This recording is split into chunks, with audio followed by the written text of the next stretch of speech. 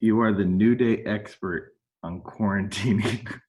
Mm, I've been having it in practice for a few years now. I feel I'm glad I'm good at something still. Stuck here for too long. Finally, finally my calling, That's you right. know? It's what God has prepared for you for years. That's a good way of thinking of it. I hadn't, that's a positive spin. I'll take it. I think the main thing is maintaining a routine.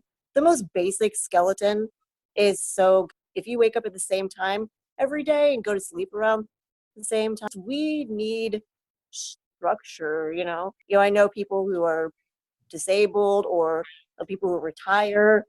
No matter who you are, like you just want to feel like you have purpose, and a big part of that is some kind of structure. God made us to where we need to kind of measure things in order to understand how good or bad we're doing. And God did make day and night rhythms and flows and made our bodies like a whole thing that's all about that.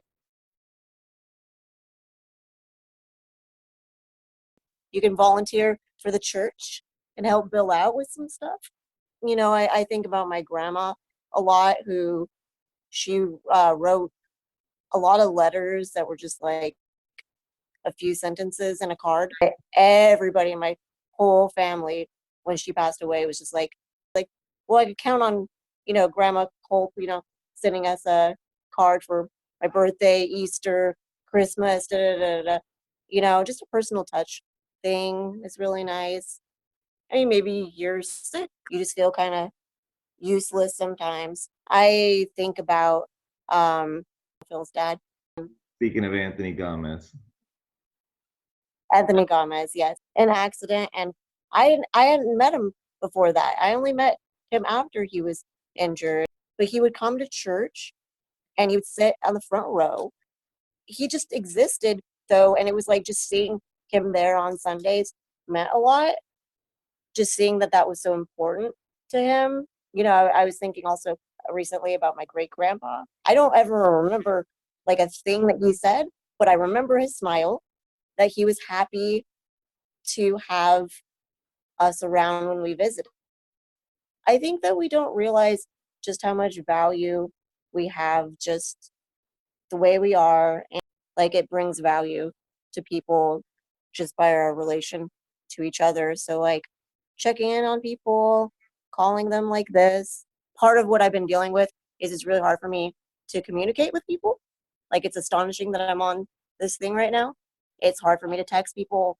It's hard for everything, but little things people can do, like Miss Francis just shoots me a text sometimes, and like I had to get some church mail. Karen just put like, "Hi, Alicia," and like, Karen, miss you or whatever. It's just like the small things, like really matter when you're isolated. what spiritual challenges do you face as a quarantined person? When you can't be at church, there's just no replacement for community. You can get close, like with just friends and family and singing songs and listening to the music. You have to actively remember that people exist outside of yourself, because you can get so embedded in your world. Yeah, if you don't have your own interactions with the outside world, you can kind of get stuck in your own worry or despair or whatever.